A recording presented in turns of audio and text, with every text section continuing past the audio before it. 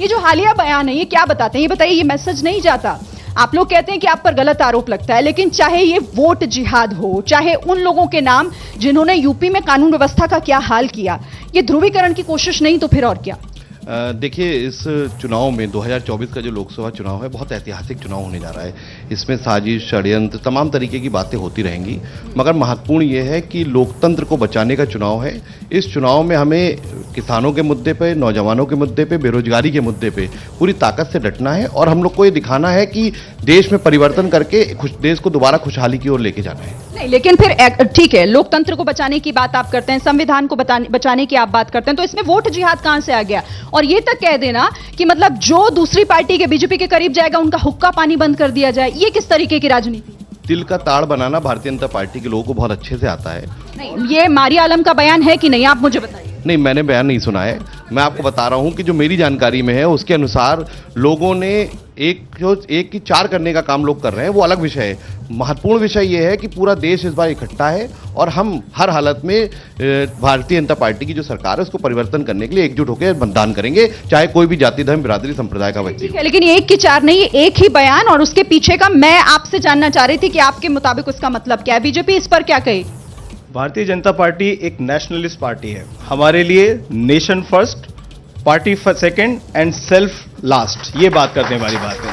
आज तक आपने प्रधानमंत्री के पद से लेके राष्ट्रीय अध्यक्ष जी से लेके और एक हमारे बूथ लेवल के कार्यकर्ता तक जब आप बात करेंगे वो हमेशा इंडिया फर्स्ट की बात करता है। वो कभी भी किसी भी धर्म की, मजहब की, जाति की बात नहीं करते। और अन्य दलों की बात जिनका आप नाम ले रही हैं, फर्रुखाबाद से जो बात आई है, कितनी शर्मनाक बात है कि आप वोट जिहाद की बात करते हैं, अपनी कम्युनिटी के लोगों के लिए इंसल्ट करते हैं और उनसे कहते हैं कि किसी मुसलमान ने अगर भाजपा के पास गया तो उसका हुक्का पानी बंद कर देंगे। जबकि भारतीय जनता पार्टी में एक पूरा का पूरा अल्पसंख्यक मोर्चा है। हमारे पास एक सेल है ऐसा जो मुसलमानों के भले के लिए काम करता है, सिखों के भले के लिए काम करता है, ईसाइयों के भले के लिए काम करता है। तो एक राष्ट्रवादी और एक व्यापक सोच की राजनीति करने के लिए सिर्फ भारतीय जनता पार्टी सोचती है। बाकी ये सब छोटे छोटे क्षेत्रीय दल हैं जिनकी आपस में ही नहीं बन रही। खिचड़ी बनाने के लिए दाल, चावल, नमक, घी एक साथ तो होना चाहिए। इनकी तो खिचड़ी ऐसी बेमेल स्वाद की है कि जिसे कोई खाना ही पसंद नहीं करेगा। खिचड़ी आप लोगों को कह रहे हैं कि बेमेल गठबंधन है, ये लोगों को समझ ही नहीं आएगा, पसंद ही नहीं किया जाएगा। अब देखिए, अगर ये कुछ भी कह सकते हैं, कोई बोलने में तो टैक्स लगता नहीं है। जीएसटी अगर बोलने में निर्मला सिंह लगा देती शायद ये कम बोलते। लेकिन मेरा एक आपसे भी विनम्र निवेदन है, क्योंकि ये बरेली शहर है और हिंदुस्तान में इस बरेली शहर को माना जाता है, तो बेहतर ये होगा कि अगर कुछ बरेली के बारे में आप मैं सवाल पूछूं, ये जवाब देंगे। चिंता मत करिए, बरेली की जनता के बीच में जाऊंगी, पहले इसका आप जरा जवाब दे दीजिए कि इस तरह के बयानों की जरूरत क्या है? साथ में आप भी हैं, नुकसान होगा तो आपको भी होगा। ये ऐसे कोई बयान नहीं हो रहे हैं, सब अपने अपने। क्यों ये बयान गलत नहीं लग रहा आपको? ये वोट जिहाद क्या होता है? अच्छा बताइए, वोट जिहाद क्या होता है? ऐसा है, उसका व्यक्तिगत मामला हो सकता है। पार्टी की नेता अगर किसी मंच पर यह कह रही हैं कि वोट जिहाद कीजिए, वो व्यक्तिगत कैसे हो जाए? पार्टी की पहली बात तो नेता नहीं है, पार्टी की वो कैंडिडेट के रिश्तेदार हैं, है ना? कोई भी कोई सकता है। पार्टी के नेता नहीं नेता कैसे हैं वो? नेता वो कहाँ है भाई? ना मेरी बात ना, मुझे सब पता। एक मिनट, नहीं, मैं मारिया। ठीक है, एक सेकंड, मतलब एक मिनट। मारिया आलम को खैर वो उनके कह रहे हैं वो नेता ही नहीं, ताल्लुक ही नहीं रखती हैं। मतलब ये आपको नहीं लगता कि तीसरे चरण के चुनाव से ठीक पहले इस तरह की आप गोलबंदी करने की, ध्रुवीकरण करने की कोशिश कर रहे हैं, ये डैमेज ना कर देगा? बहुत अच्छी बात कही आपने कि तीसरे चरण का चुनाव है। पहले चरण में भारतीय जनता पार्टी का जब सफाया हुआ, उसके बाद भारतीय जनता पार्टी के नेताओं ने अपना रुख बदलने का काम किया। उनके भाषणों में आपको विवाद, हिंदू मुसलमान तमाम चीजें दिखाई दे रही। दूसरे चरण में जब इनका सफाया हुआ है तो इन्होंने सीधे सीधे लुटेरा और तो नतीजे आने दीजिए ना, पहले आपने रिजल्ट रख नतीजे हमें पता है। दूसरे चरण में जब सफाया हुआ उसके बाद भारतीय जनता पार्टी के नेताओं के बोल और बिगड़ गए। तीसरे चरण में हार के बाद आपको प्रधानमंत्री जी और जितने भी बड़े नेता हैं ये मंचों में रोते हुए दिखाई देंगे, मैं आपको वादा करता हूं। ठीक है, चलिए आइए अब जरा इस मुद्दे को लेकर जनता क्या सोच रही है नीचे चलते हैं, और मैं चाहूंगी कि आप बिना शोर मचाए एक एक करके अपनी बात रखिएगा। वोट जिहाद को लेकर आप क्या सोच रहे हैं? बयान कैसे देख? बहुत ही घटिया और बहुत ही वाहियात बयान है ये इनको इस तरह के वर्डिंग यूज नहीं करने चाहिए थे। ये वोटों के ध्रुवीकरण की बात हो रही है और समाजवादी पार्टी का ये एक चेहरा है, इसलिए इसको लेकर हम लोग जो है कुछ भी कोई ज्यादा हम लोग को ये वो नहीं हो रहा है ताज्जुब कि किस तरह का बयान दिया गया। आप इस पर क्या कहेंगे? नहीं, वोट जिहाद देश में तो होना नहीं चाहिए, क्योंकि हमारे मोदी जी ने कभी भी वोट जिहाद की बात नहीं करी। हमेशा नेशन फर्स्ट, सबको मिला के चले हैं, चाहे वो हिंदू हो चाहे वो मुस्लिम हो। बल्कि सबसे पहले उन्होंने 3 तलाक खत्म किया। ताकि हमारी जो महिलाएं हैं वो सुरक्षित रहें। उनके मन में तो कभी नहीं आया। ठीक है, तो नेशन फर्स्ट होना चाहिए सबसे पहले तो। हमारे लिए नेशन फर्स्ट होना चाहिए। और वोट जिहाद क्या होता है, इसका क्या मीनिंग निकाले हम? तो ऐसा कुछ भी नहीं है वोट जिहाद, क्योंकि फर्स्ट ऑफ नेशन और नेशन के हित के लिए हमारे माननीय प्रधानमंत्री काम कर रहे हैं। उन्होंने तो कहीं नहीं कहा कि केवल हिंदू महिलाओं को ये दिया जाए या हिंदू महिलाओं को हक दिया जाए। उन्होंने सभी तबके की, हिंदू मुस्लिम सिख ईसाई सभी महिलाओं के लिए सोचा, बराबर सोचा, क्योंकि उन्होंने हम औरतों का जो दर्द है उन्होंने अपने माँ के रूप में महसूस किया था, इसीलिए उन्होंने सभी महिलाओं के लिए एक साथ किया। तो वोट जिहाद कोई मतलब नहीं बनता है, कोई इसका कोई सेंस नहीं। जरूरत क्या है इस तरह की बयानबाजी? क्या पॉलिटिकल पार्टीज को फायदा पहुंचाती है? एक आम जनता के नाते क्या लगता है? हमें तो बिल्कुल गलत है। सबका साथ होना चाहिए और सबका विकास होना चाहिए। भारतीय जनता पार्टी कहती है सबका साथ सबका विकास, लेकिन ये समाजवादी पार्टी कांग्रेस ये इस तरीके के बयान देकर क्या हिंदू मुसलमान का दंगा कराने चाहती, क्या कराने चाहती है? इनकी सोच बिल्कुल ठीक नहीं है। मैडम, ये इनके पास अब कोई मुद्दा, एक मिनट, इनके पास अब कोई मुद्दा बचा नहीं। बीजेपी के पास ढेरों मुद्दे हैं, इनके पास कोई मुद्दा नहीं बचा है। 2 चरणों का चुनाव हो चुका है, इनको लग रहा है बिल्कुल साइकिल पंचर होने जा रही है, इसलिए ये वाला मुद्दा उठाया। इस तरह के बयानों से कोई फर्क बीजेपी ने जो 400 पार का नारा दिया है उसका ये समाजवादी पार्टी का चेहरा उजागर हो गया है। ऐसा कहीं नहीं हुआ। बीजेपी हमेशा सबका साथ सबके विकास की बात करती है। मैं योगी जी से आग्रह करूंगा, जिसने भी ये बयान दिया है उसको यूपी तड़ी पार कर दिया जाए। मैं उसका जवाब लूंगी। मैं कांग्रेस के प्रवक्ता से एक प्रश्न करना चाहता हूँ। ये वोट जिहाद की बात हो रही है, इनका जो शीर्ष नेतृत्व है आज की डेट में वो अपनी ही पार्टी को वोट देने के व्यवस्था में नहीं है। आप जो है इनसे पूछिए कि ये वोट जिहाद और इन सबसे अलग हटके और अपनी ही पार्टी को पहले देख लें कि क्या स्थिति है। जहाँ जहाँ से वो लोग चुनाव लड़ रहे हैं या जहाँ जहाँ पे भी उन्होंने कैंडिडेट खड़ा किया हुआ है, वो खुद ही वोट नहीं दे पाएंगे कांग्रेस। मैं सवाल आपका लूंगी। देखिए, कांग्रेस और सपा वालों से एक सवाल है, दोनों प्रवक्ताओं से। इनसे पूछिए, योगी जी जब दर्शन करने राम के ले जाते हैं तो अखिलेश कहते हैं हम अंतिम में जाएंगे, तो अंतिम में तो अंतिम समय में जाते हैं। राज जी से पूछिए, कांग्रेस वालों से, कि अगर आचार्य प्रमोद कृष्णन भगवान राम के दर्शन कर आते हो, उन्हें पार्टी से निकाल देते हो, तो राम के विरोधी हो तुम, इसलिए तुम नहीं करना चाहते। पूछेंगे आप कुछ? मैडम, मैं ये पूछना चाहता हूँ, हमारे बीजेपी के जो कार्यकर्ता हैं ये कहते हैं सबका साथ सबका विकास। यहाँ जो ये सभा हो रही है बरेली कॉलेज मैदान में हो रही है, बरेली कॉलेज से बीजेपी के 8 बार रहे सांसद ने ये कहा था बरेली कॉलेज को विश्वविद्यालय बनाएंगे। आज तक ना विश्वविद्यालय बना है ना कुछ बना है, कॉलेज वहीं के बने। आ रही हूँ, एक मिनट, साइड हटिए, थोड़ा साइड होइए प्लीज। मैं आ रही हूँ, 1 मिनट दीजिए। कुछ सवाल जो लेकर आई हूँ उस पर पहले जवाब ले लूँ। शुरुआत आपसे, मतलब बरेली कॉलेज में क्योंकि हम हैं, उसी को लेकर आपसे, आप पर ये आरोपी की आप लोगों ने वादा खिलाफी की है। बिल्कुल भी नहीं की है। बरेली एक इतना बढ़िया, एक देखिए कौमी तहजीब का शहर है। हमारे यहाँ हिंदू और मुस्लिम कम्युनिटी काफ़ी जो परसेंटेज है वो सब लोग बहुत अच्छे से शांति से रहने वाले लोग हैं, और बरेली इसीलिए हमेशा से बीजेपी के लिए एक सुरक्षित सीट रही है। ये कोई आसान नहीं है। एक ही व्यक्ति पूरे देश में एक ही सीट से 8 बार सांसद बने, ये रिकॉर्ड है मैडम। बाकी लोग होते हैं जो अलग अलग सीटों से जीतते हैं और वो 8 बार 9 बार 10 बार भी सांसद बने हैं, लेकिन इसी शहर की जनता ने इसी जगह के एक व्यक्ति को 8 बार अपना दिल दिया है, अपना वोट दिया है, अपना सांसद बनाया है। उत्तर प्रदेश की जनता या कहिए भारत की जनता इलेक्शंस में किसी के भी परफॉर्मेंस बेस्ड काम करती है। अगर कोई सांसद काम नहीं करेगा तो उसको वो अगली बार वोट नहीं देती। ठीक है, लेकिन उसी काम से जुड़ा हुआ सवाल था। ठीक है, चलिए अब समाजवादी पार्टी से मयंक जी ये बताइए कि यहाँ पर कई लोग इस बयान को लेकर ये कह रहे हैं कि आप लोग मतलब अपने नेताओं को अलाउ कैसे करते हैं इस तरह का बयान देना, और आपको नहीं लगता कि ये फायदा पहुंचाने की जगह नुकसान ना कर जाएगा? देखिए, जनहित के मुद्दों में फायदा और नुकसान अलग अलग विषय होता है। अभी मैंने सुना कई लोग यहाँ पे कानून व्यवस्था की बात कर रहे थे और बड़ा नारा लगा रहे थे। मैं आपको एक कागज लाया हूँ, 2023 की केंद्र सरकार की रिपोर्ट है कि उत्तर प्रदेश क्राइम में नंबर 1 है, बिहार से आगे निकल गया है। तो मुझे लगता है कि जो मूलभूत जो बातें हैं उन पे बात होनी चाहिए। शिक्षा है, चिकित्सा है, रोजगार है।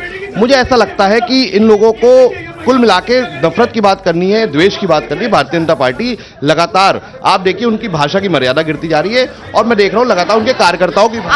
आपके समय में कानून व्यवस्था का आंकड़ा क्या था वो आपको पता होगा मयंक जी, मुझे बताना नहीं पड़ेगा। 10-90 जैसी व्यवस्था माननीय राष्ट्रीय अध्यक्ष जी लाए, डायल 100 जैसी सुविधाएं राष्ट्रीय अध्यक्ष जी लाए, जिसके कारण आज कानून व्यवस्था जो पहले से बेहतर हुई है। इनके कार्यकाल में जो माफियाओं का राज बढ़ा है, आप देखिए भाजपा पोषित जो माफिया हैं उनकी एक कैटेगरी अलग हो गई है, वो अपना पोषित होकर दिन पर दिन मजबूत होते जा रहे हैं। मगर अगर कोई दूसरे दल से आता, मान ली कोई भ्रष्टाचारी है, कोई गलत काम करता है, उसको क्या करते हैं लोग अपने पास। आपकी बात से देखिए लोग इत्तेफाक नहीं रख रहे।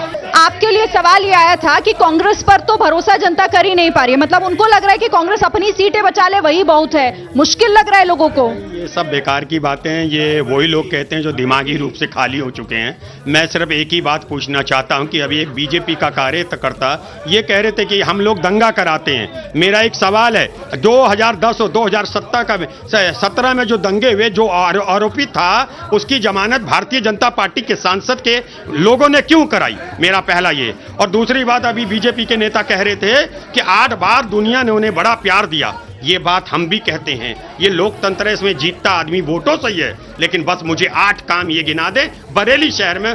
ये तो सत्य है ना कि वो जीते, एक बार को छोड़कर वो लगातार जीते, तो ये इलेक्शन है। देखिए मैं शर्मा हूं। अच्छा, अगर मैं ये कहूं, मुझे यहाँ टिकट मेरी पार्टी नहीं देगी क्योंकि यहाँ ब्राह्मणों का वोट नहीं है। तो अगर ये कहा जाए, सुनिए, फिर तो मैनपुरी या फिर जो बाकी ऐसे एक मिनट रायबरेली हो गई चाहे, फिर तो ये कहा जाएगा कि वहां पर इसलिए आपको वोट मिल रहा है।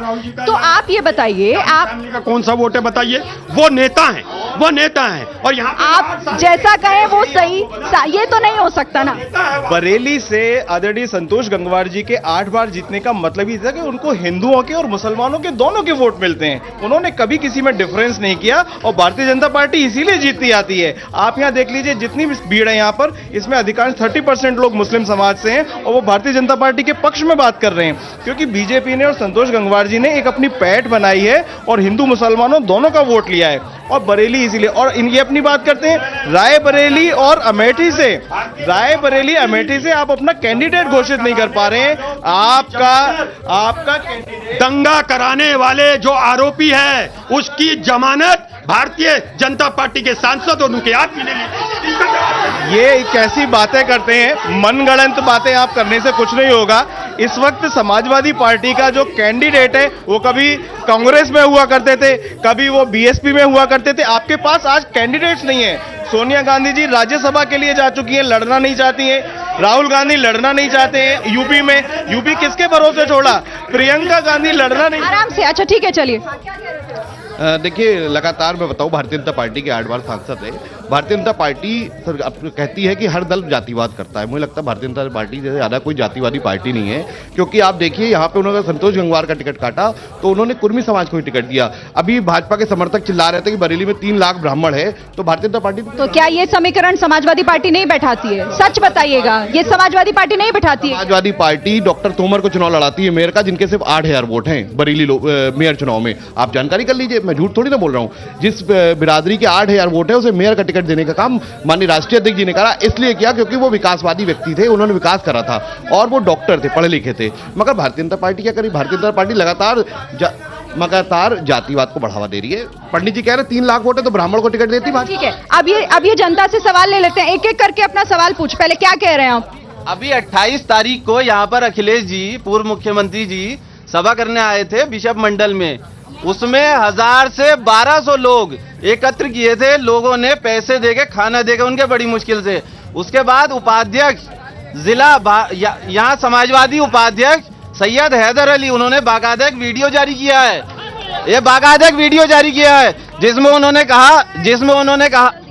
कहा कि उन्हें मंच पे नहीं जगह दी गई, मिलने नहीं दिया गया, और आजम खान साहब का तो बैनर से फोटो ही गायब कर दिया। ठीक है, आप क्या? मैं ये बोलना चाह रहा हूँ, ये भाई कह रहे हैं अखिलेश यादव जी के लिए हमने 40 साल बरेली को बर्बाद होते हुए देखा है। ठीक है, अब इन्हें ये कैंडिडेट ऐसे लेके आए हैं जो कोई भी चुनाव नहीं लड़ा रहा है। प्रधानमंत्री, मुख्यमंत्री, दूसरे प्रदेश के मुख्यमंत्री और गृह मंत्री, रक्षा मंत्री, सारे मंत्रिमंडल आ रहे हैं। अब डर महसूस हो गया इन लोगों को। मैडम, हम चाहते हैं कि रोजगार की बात हो, जो महंगाई पर रोक लगने की बात हो, लेकिन ये लोग हिंदू मुस्लिम कब्रिस्तान शमशान की बात करते हैं। हम कहते हैं मुद्दे की बात करो, विकास की बात करो, ना ये रोजगार की बात करेंगे। जो प्रधानमंत्री जी ने प्रतिवर्ष 2 करोड़ रोजगार देने की बात करी थी, कितने युवाओं को रोजगार दिया है? छोटे छोटे में अपना सवाल। इनको उत्तर प्रदेश का विकास नहीं दिख रहा है। उत्तर प्रदेश में गुंडा राज खत्म हुआ है, 24 घंटे बिजली मिल रही है, नारी सुरक्षा हुई है। एक एक करके छोटे छोटे में जल्दी सवाल पूछेगा। ये तमाम अभी जो विपक्ष के दावेदार हैं इनसे पूछना चाहेंगे। आपके बयान पर हम देख सकते हैं कौन बनेगा प्रधानमंत्री, आपकी हेडलाइन है ना? तो विपक्ष वाले ये सारे ये बता दें कि इस बारात का दूल्हा कौन है। ठीक है, मैं पूछूंगी। पीएम चेयर आ गया। वोट जिहाद पे मैं ये कहना चाहता हूँ, जो आपने स्टार्टिंग की थी इस प्रेस की जहाँ से, तो उस पर मैं ये कहना चाहता हूँ, ये मुसलमानों के ठेकेदार हैं क्या? कि मुसलमान अगर कहीं वोट दें, मैं मुसलमान हूँ, मैं भारतीय जनता पार्टी को वोट दूंगा, पूरे परिवार का दिलवाऊंगा। समाजवादी पार्टी की जितनी औकात हो वो लगा लें और मुझे बाहर कर दें बरादरी से। चलिए, अब मैं 1-2 सवाल और ले लूं, थोड़ा आगे आ जाइए आप, एक एक करके। मैडम, हाँ हेलो, ऐसा है, पहले मुसलमानों को गुमराह किया जाता था और लुभाया जाता था तो वो वोट दे दिया करती थी। अब मुसलमान की महिलाएं जागरूक हो गई हैं और उन्होंने अपने हाथ में हथियार थामा है, वो है वोट का। जिन्होंने तय कर लिया है हमें मकान मिले, हमें आयुष्मान मकान मिले, सबसे ज्यादा मुसलमानों को मिले। तलाक का मुद्दा है, हमें प्रत्याशी उसे बनाना है जो समाजवादी पार्टी के जो प्रत्याशी हैं। 2010 में दंगा कराने का काम किया था कोहाड़ा पीर के अंदर। 8 बार के जो सांसद संतोष गंगवार है उन्होंने विकास कराने का काम। ठीक है, हाँ बोलिए। बरेली के मुद्दों पे भी बात हो जाए। बताइए क्या मुद्दा है आपका? बेरोजगारी चरम पर है। यहाँ पे एक रबर फैक्ट्री हुआ करती थी। माननीय सांसद जी, आप यहीं के लोगों का कहना है कि 8 बार से सांसद हैं, यहाँ पे कौन सा रोजगार का साधन उपलब्ध कराया है? 1-2 फैक्ट्रियां थी वो बंद करा दी, बिमको वो बंद करा दी, रबर फैक्ट्री वो बंद करा दी, यहाँ पे गन्ना मिलता वो बंद करा दिया। कुछ नहीं हुआ बरेली में? काम हुआ है, आप बताइए। सबसे बड़ा मुद्दा बेरोजगारी का है। इस पूरे देश का सबसे बड़ा मुद्दा बेरोजगारी का है। बरेली का सबसे बड़ा मुद्दा बेरोजगारी का है। मैं आती हूँ, मैं बीच में आऊंगी, आप थोड़ा पीछे हो जाइए। पहले आप ही जवाब दे दीजिए, क्योंकि आपसे पूछा जा रहा है बरेली में आप लोगों ने कुछ नहीं किया। 8 बार जिता तो दिया जनता ने आपको, पर लोग खुश नजर नहीं आ रहे। ये सब देखिए कहने की बातें होती हैं। निश्चित रूप से जितना काम पिछले 10 वर्ष में मोदी जी ने किया है, जो रोजगार की बात होती है, जब सड़कें बनती हैं, जब हॉस्पिटल्स बनते हैं, जब कहीं एयरपोर्ट्स बनते हैं, इस वक्त उत्तर प्रदेश में 21 एयरपोर्ट बन चुके हैं, लोगों को रोजगार मिलता है। जब लोग सड़क बनाते हैं तो सड़कों पे लोगों को रोजगार मिलता है, लोगों के लिए लोन्स दिए जा रहे हैं, लोगों के लिए मुद्रा लोन की योजना है। आप लोन लीजिए, अपना काम शुरू कीजिए। तो भारतीय जनता पार्टी इस वक्त एक आत्मनिर्भर भारत की बात कर रही है। पूरी दुनिया में मैं पूछ रही थी, लोग कह रहे हैं कि आपने काम नहीं किया। चले फिर से आऊंगी इस सवाल। अब एक जवाब जल्दी से दीजिएगा, फिर ब्रेक मुझे लेना है। सब पूछ रहे हैं कि पीएम का कैंडिडेट कौन होगा, चेहरा तो कम से कम सामने कर दीजिए। जैसे राहुल गांधी हैं, हम लोग सरकार बना रहे हैं और मैं आंख से आंख मिला के कह सकता हूं कि वो गठबंधन में बाकी लोग तैयार हैं? सब तैयार होंगे। मैं पूछ लेती हूँ। चलिए, राहुल गांधी के चेहरे पर सब तैयार हैं क्या? देखिए, लोकतंत्र की परिभाषा लोग भूल गए। उन्होंने तो तय कर लिया। मैं बताता हूँ, लोकतंत्र में जो भारतीय लोकतंत्र है उसमें सांसद चुने जाते हैं। इनके पास इतनी मजबूरी है कि नरेंद्र मोदी के अलावा इनके पास कोई चेहरा ही नहीं है। आप अपना चेहरा बता रहे हैं। उन्होंने तो राहुल गांधी को, हमारे पास बहुत चेहरे हैं। कांग्रेस कह रही है राहुल गांधी जी भी हैं, अखिलेश यादव जी भी हैं, हमारे पास बहुत नेता हैं। हमारे पास नेताओं की कमी नहीं है, भाजपा पे नेताओं की कमी हो गई है। मैं आपको बताऊं, लोकतंत्र में सांसद चुने जाते हैं और सांसद जो है वो प्रधानमंत्री चुनते हैं। तो महत्वपूर्ण बात यह है कि हमें एक अच्छा प्रधानमंत्री चुनना है, जो भारतीय जनता पार्टी के पास नहीं है। उनका एक ही चेहरा है, नरेंद्र मोदी जी का। चलिए ठीक है, देखिए आपका जवाब उन्होंने नहीं दिया। आपने राहुल गांधी का नाम लिया, पर वो उन्होंने तो 2-4 नाम आगे पीछे भी। हर आदमी को ये कहने की आजादी है, हमारी पार्टियां हैं, भारतीय जनता पार्टी एक कंपनी है। मैं एक बात जानना चाहता हूं, मेरे देश का प्रधानमंत्री रेपिस्ट के लिए वोट क्यों मांगता है? मैं इंडस्ट्री से आया हूं और इंडस्ट्री पिछले 10-15 साल में अच्छी चल रही है, लेकिन इंडस्ट्रियल लैंड का डेवलपमेंट बिल्कुल नहीं है। यहाँ इंडस्ट्रियल लैंड की बहुत शॉर्टेज है। एक तरफ तो बेरोजगारी की बात होती है, काम नहीं हुआ यहाँ पे। नई लैंड डेवलपमेंट कोई नहीं है, तो नई लैंड डेवलपमेंट होनी चाहिए। ठीक है सर। इन्हें बोलिए पहले। आप साइड हो। मेरा सवाल है कि इतने किसान इन्होंने ये कही थी कि हम काला धन वापस लेके आएंगे, लेके आए। किसानों की आय दुगनी करने की कही। जो जंगली पशु हैं उनका क्या कहा? 8 बार के सांसदों ने बरेली में रबड़ फैक्ट्री बनने का काम। आज हम सवाल हर साल 2 करोड़ रोजगार देने की बात करी थी मोदी जी ने। मैडम, ये जब आए थे 1 मिनट मैडम, ये कभी शिक्षा की बात नहीं करेंगे, रोजगार की बात नहीं करेंगे, और इस सरकार में महिला बिल्कुल सुरक्षित नहीं। आप हाथरस कांड देख लिए, हाथरस में मैडम इन्होंने हाथरस में क्या करा? भैया देखिए, आप देख रहे हैं ना, इन्होंने हाथरस में क्या करा? हाथरस में दलित बेटी को आगे से आप लोग हटिए, जाने दीजिए पहले। हाँ बताइए। मैं ये कहना चाहूंगी कि सबसे ज्यादा वोट जो है, सबसे ज्यादा वो लोग को ही लाभ मिलता है जो मुसलमान लोग हैं, क्योंकि बाकियों को नहीं मिलता ना, बाकों को तो मिलता ही है। आप मोबाइल नीचे रखिए, मोबाइल नीचे रखिए। मैडम 2017 से पहले उत्तर प्रदेश में दंगे होते थे। जिन चौकी थानों में सम्मान मिलता है, उन चौकी थानों सपा के लोग लिस्टें बनाते थे दलाली की। वो दलाली खत्म हो गई।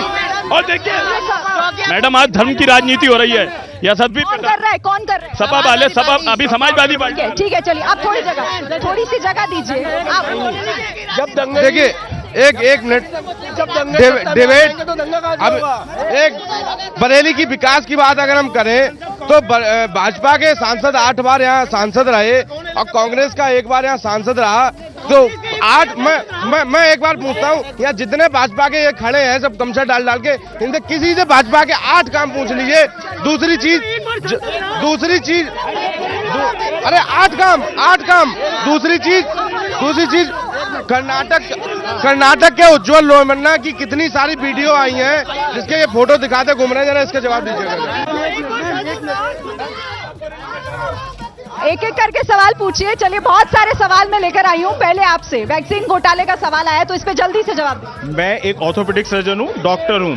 निश्चित रूप से हर मेडिसिन जिस वक्त ये देश इस महामारी के में था, पूरी दुनिया में कहीं कोई इलाज नहीं था। इस देश ने इतनी बड़ी जनसंख्या के साथ अपनी वैक्सीन बनाकर एक इतने बड़े लोगों को बचाया। आप सोचिए, करीब 2000 डॉक्टर्स की डेथ हुई। अगर ये वैक्सीन नहीं होती, क्योंकि सिर्फ डॉक्टर्स काम कर रहे थे, मैं आपको बता सकता हूँ न जाने कितने डॉक्टरों की डेथ होती, कितने पैरामेडिकल स्टाफ की डेथ होती। बहुत बड़ा काम हुआ है, कोई घोटाला नहीं है। हर दवाई केमिकल होती है, उसका कोई साइड इफेक्ट होता है। एस्ट्राजेनेका ने कहा है कि रेयरेस्ट ऑफ रेयर।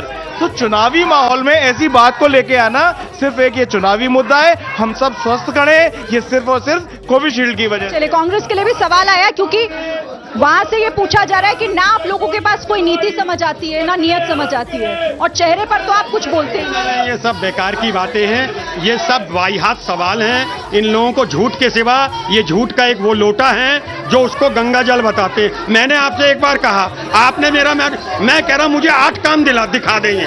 8 बार के सांसद का नेता बीजेपी मुझे 8 काम गिना दे, मेरा वोट ले ले। जनता बार बार चुन के कैसे भेजती है? मैंने बताई है। देखिए, जीतना एक अलग चीज है, जिताना एक अलग चीज है। मुझे गिना दो ना, मैं गलत सिद्ध करो मुझे। अरे मुझे गलत सिद्ध करो, 8 काम दिखा दो, मेरा वोट लो। 8 काम बताओ मेरा। चलिए, आप जल्दी से सुनिए। आप बिना कुछ बोले जल्दी से काम गिनवा दीजिए। बरेली में इतने सारे काम हुए, बरेली की सारी रोड्स का विस्तार हुआ है, बरेली एक स्मार्ट सिटी में बनने वाला है। इस वक्त हमारे यहाँ सारे एक 300 बेड का हॉस्पिटल लोगों के लिए कोरोना में बनकर तैयार हुआ है। इंडस्ट्रियल डेवलपमेंट हुआ है। पहले यहाँ पे सिर्फ एक इकोनॉमिक जोन था, आज बरेली में 3 इकोनॉमिक जोन्स हैं जहाँ पे इंडस्ट्रीज डेवलप हो रही हैं, नए कॉलेजेस बने हैं। 3 मेडिकल कॉलेजेस वाला सिर्फ इकलौता शहर है यहाँ पर, जब बच्चे मेडिकल स्टूडेंट्स बन के निकल रहे हैं। तो यही तो डेवलपमेंट होता है किसी शहर का। वो डेवलपमेंट गिना रहे हैं, तो फिर यहाँ पर आप कैसे कह रहे हैं कि यहाँ कोई काम नहीं हुआ? वो कह रहे हैं कि इस काम हमने इतना किया है कि इसी वजह से 8 बार चुनकर आए संतोष गंगवार जी सिर्फ जातीय आंकड़े साध के ही सांसद बने, उन्होंने विकास तो कुछ किया नहीं। इनका भी दिल जानता है, जब अपने हृदय पे हाथ रखते होंगे तो नहीं पता जाता होगा। भारतीय जनता पार्टी के समर्थकों को मुझे लगता है कि मानसिक स्तर थोड़ा सा खराब है, क्योंकि उन्हें ये पता नहीं चल रहा है कि भारतीय जनता पार्टी 400 सीटों पर चुनाव ही नहीं लड़ रही है। और बेरोजगारी की आलम यह है कि आप देख लें कि जिस तरीके से लोग नारे लगा रहे हैं, मुझे लगता है इतनी बेरोजगारी महंगाई बढ़ गई है कि यहाँ पे नारे लगाने का काम कर रहे हैं। जब डिबेट है तो उसमें फिर तर्क रखना चाहिए। मेरा मानना यह है कि हम लोग को जो बात करनी चाहिए विकास के ऊपर करनी चाहिए, हमें शिक्षा चिकित्सा की बात करनी चाहिए। मुझे लगता है भारतीय जनता पार्टी के किसी व्यक्ति ने अभी तक शिक्षा चिकित्सा की बात नहीं करी, सिर्फ शोर मचा रहे हैं। मैं कहता हूं कि हमारी अगर शिक्षा अच्छी होगी, चिकित्सा व्यवस्था अगर अच्छी होगी, हमारे पास अच्छे रोजगार के अवसर होंगे, तो मुझे लगता है इन्हें ऐसे नारे नहीं लगाने पड़ेंगे। बड़ा दुख होता है इन लोग को देखकर। नारों से ऊपर उठकर, क्योंकि जनता का भी ये सवाल था। रोजगार को लेकर युवा परेशान तो हैं हर जगह। मैं किसी भी शहर में चले जाऊं, रोजगार एक सवाल आप लोगों के लिए आता है। रोजगार के लिए मोदी सरकार ने पिछले 10 वर्षों में जितना काम किया है, आज तक किसी भी सरकार ने कहीं भी नहीं किया है। किसी भी देश में ये संभव ही नहीं है कि वहां पर 100% रोजगार सरकारी नौकरी के रूप में हो। और आज जितना इंडस्ट्रियल डेवलपमेंट, जितना रोड का इंफ्रास्ट्रक्चर, जितना कंस्ट्रक्शन सारे किए जा रहे हैं, इससे लोगों को रोजगार ही मिल रहा है। लोगों को गाँव को वह रोजगार दिया जा रहा है। बहुत बेचैन ये नहीं, मैं बता तो रहा हूं। आप देखिए ना, अगर कोई भी देश इकोनॉमिक 2014 से पहले हमारा देश पूरी दुनिया में 11वें पायदान पर आता था आर्थिक रूप से। आज वो दुनिया की तीसरी सबसे बड़ी अर्थशक्ति है और हम 5वीं अर्थशक्ति है, और हम 2047 तक इसको एक विकसित भारत का बरेली तक सीमित रहते हैं फिलहाल। आपको हंसी क्यों आ रही थी ये बताइए। मैं एक बात पूछना चाहता हूं, आप ऑर्थोपेडिक सर्जन हैं, हर जिले में एक जिला अस्पताल होता है, मुझे बरेली में बता दें कितने डॉक्टर पूरे हैं। तो अगर डॉक्टर पूरे हैं मेरा वोट लो, अगर डॉक्टर पूरे हैं मेरा वोट लो। दूसरी बात, किसी भी बेसिक शिक्षा बेसिक विद्यालय में, अगर बेसिक विद्यालय में टीचर पूरे हैं, फर्नीचर बैठने का, मेरा वोट लो। अरे झूठ कब तक बोलोगे? एक लाइन का जवाब जी, एक लाइन का जवाब, क्योंकि वो कह रहे हैं वो वोट दे देंगे अपना आपको। इनका वोट हमें चाहिए नहीं। इनके वोट कभी समाजवादी को देते हैं, कभी कांग्रेस को देते हैं। इनका वोट ही नहीं चाहिए। हमारा वोट, सारी जनता ये कह रही है, यहाँ पर वोट सिर्फ काम को दिया जाता है, यहाँ पर वोट सिर्फ विकास के लिए दिया जाता है, यहाँ पर वोट अपने देश को 11वें स्थान से उठा के तीसरी अर्थशक्ति बनाने के लिए। चलिए, अच्छा सुनिए, 1 मिनट शांत रहिए पहले जल्दी से। काम हुआ है बरेली में या नहीं? बरेली में काम हुआ है या नहीं? बरेली में काम आप देख रहे हैं ना, आप यहाँ से हाँ या ना हुआ है या नहीं? 100% हुआ है, 100% हुआ है। एयरपोर्ट हुए, पुल सब देखो, बहुत काम हुए मोदी, बहुत काम। सरवीन सिंह हेरन यहाँ से जीत रहे हैं, ये लोग अपने प्रत्याशी। मैडम, हमारा नारा बनाने मोदी का नाम ले रहे हैं। बरेली में काम हुआ है? मेरा गठबंधन से एक सवाल है, 60 साल आपने राज किया है, अगर 2047 तक मोदी जी विकसित भारत का प्रण दे रहे हैं तो उसमें बुराई क्या? आपने पहले भी जवाब नहीं दिया था। आपसे एशिया की नंबर 1 फैक्ट्री बंद कराई इस सांसद जी जो बरेली में 8 बार के सांसद रहे, इन्होंने एशिया की नंबर 1 फैक्ट्री सिंडिकेट केमिकल बंद कराई, जिसमें ठीक है, चलिए कोई एक। हमारे कांग्रेस के प्रवक्ता कह रहे हैं बरेली में ब्राह्मण बोर्ड नहीं है। अगर बरेली में ब्राह्मण बोर्ड है तो मेयर कैसे बना ब्राह्मण का? उमेश गौतम कैसे?